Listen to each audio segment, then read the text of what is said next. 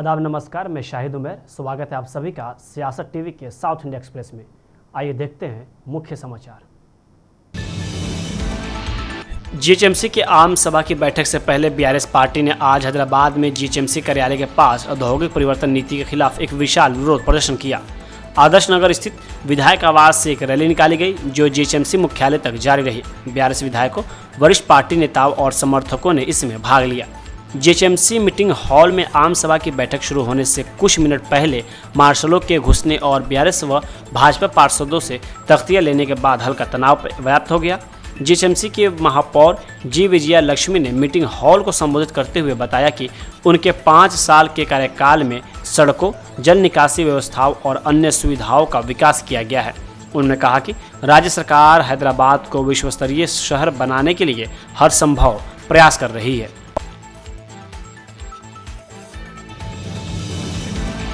सोमवार देर रात गोमती इंटरप्राइजेज शाहलीबंडा में भीषण आग लगने से ऐतिहासिक शाहलीबंडा घंटाघर को भारी नुकसान पहुंचा। इलेक्ट्रॉनिक शोरूम में आग लगने और उसके बाद सीएनजी सिलेंडर में जबरदस्त विस्फोटक होने के बाद रात करीब 10:21 बाद घड़ी बंद हो गई थी।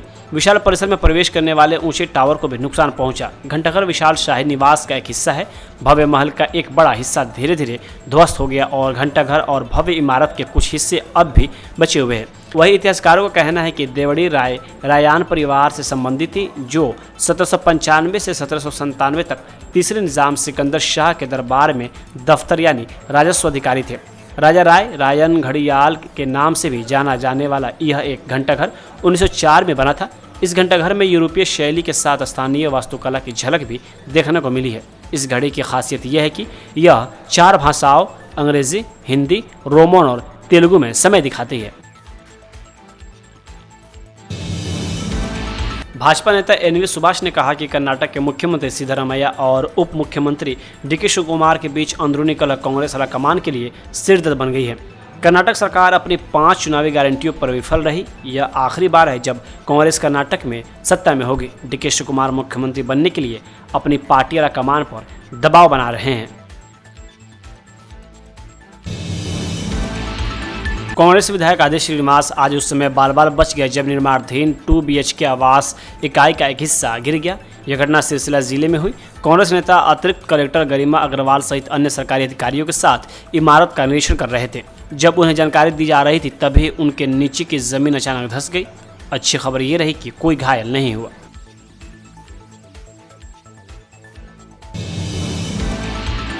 आंध्र प्रदेश कांग्रेस कमेटी के अध्यक्ष YS शर्मिला ने आज आरोप लगाया कि एनडीए गठबंधन सरकार ने किसानों का कल्याण करने के बजाय उनके खिलाफ 5 बड़ी धोखाधड़ी की है।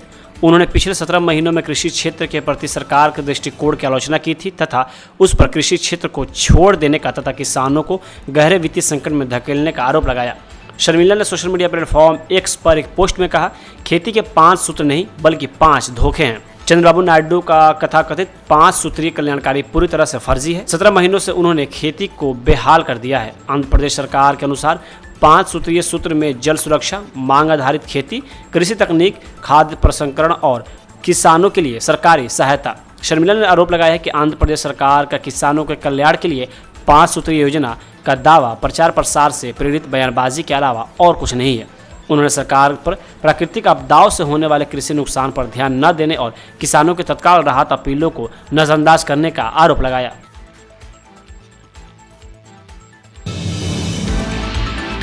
लोकायुक्त पुलिस ने आज कर्नाटक में 10 जगहों पर एक साथ छापेमारी की। इन सरकारी अधिकारियों पर आय से ज़्यादा संपत्ति जमा करने का शक था। ऑपरेशन की खास बात बेंगलुरु के electronics city RTO superintendent Kumaraswamy P के घर की तलाशी थी, जिन पर कथित तौर पर गैर कानूनी संपत्ति रखने के आरोप में जांच चल रही है। 10 अधिकारियों से जुड़े ठिकानों पर तलाशी चल रही है, जिसमें जांच करने वाले लोग आय से ज़्यादा संपत्ति का पता लगाने के लिए डॉक्यूमेंट्स, बैंक अकाउंट और प्रॉपर्टी रिकॉर्ड की जाँच कर रहे हैं।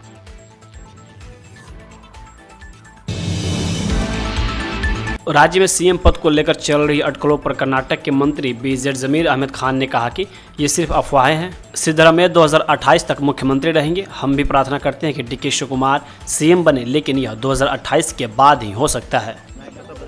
नहीं, ऐसा कुछ नहीं है, वो खाली रूमर्स है, ऐसा कोई ओपंदा नहीं हुआ। ये 2.5 साल का करके एक रूमर्स है, ऐसा कोई ओपंदा नहीं हुआ। ये 28 तारीख तक सिद्धरामैया जी चीफ मिनिस्टर होकर रहेंगे। 5 साल वही 28 तक सिद्धरामैया चीफ मिनिस्टर होकर रहेंगे। नहीं, वो भी कोशिश कर रहा है, वो भी सीएम होना करके वो भी आ सका है, कोई गलत नहीं है वो। हम भी वो भी चीफ मिनिस्टर होना करके हम भी उसको प्रार्थना करते हैं, मगर सिद्धरामैया के बाद 28 के बाद वो चीफ मिनिस्टर होना करके हमारी बात। No MLA because one rumors is there, they are going to।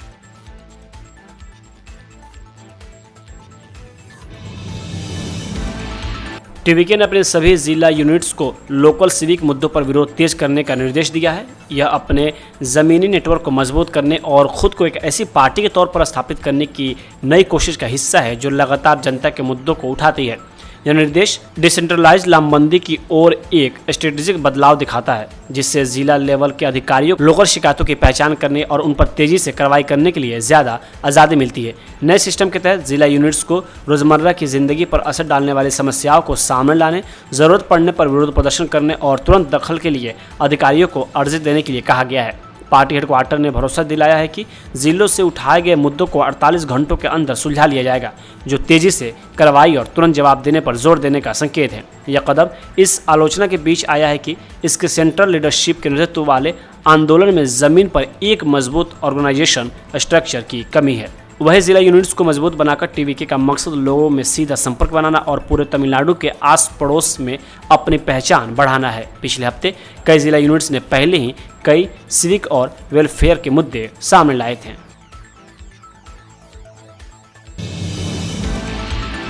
Congress ने अपने सभी राज्य इकाइयों को निर्देश दिया है कि वे 26 नवंबर को देश भर के प्रदेश कांग्रेस समितियों, कार्यालयों और जिला मुख्यालयों में संविधान बचाओ दिवस के रूप में मनाएंगे। पत्र में कांग्रेस ने इस अवसर के महत्व पर प्रकाश डालते हुए कहा कि संविधान दिवस के पावन अवसर पर भारतीय राष्ट्रीय कांग्रेस सभी प्रदेश कांग्रेस समितियों से आह्वान करती है कि वे 26 नवंबर को देश भर में संविधान बचाओ दिवस के रूप में मनाएंगे। हमारे लोकतांत्रिक संस्थाओं और हमारे संविधान की मूल भावना के समक्ष अभूतपूर्व चुनौतियों को देखते हुए इस वर्ष का यह दिवस अत्यंत महत्वपूर्ण है। पार्टी ने इस बात पर भी जोर दिया है कि संविधान में निहित मूलभूत मूल्य, जिन्हें न्याय, स्वतंत्रता, समानता, बंधुत्व और प्रत्येक नागरिक के अधिकार की सुरक्षा शामिल है, वर्तमान में स्पष्ट रूप से दबाव में है। पत्र में आगे इस बात पर प्रकाश डाला गया है कि देश संवैधानिक नैतिकता और लोकतंत्र के लिए खतरा है। साउथ इंडिया एक्सप्रेस यही होता है समाप्त। मुझे दे अब इजाज़त। बाकी खबरों के लिए बने रहें सियासत टीवी के साथ।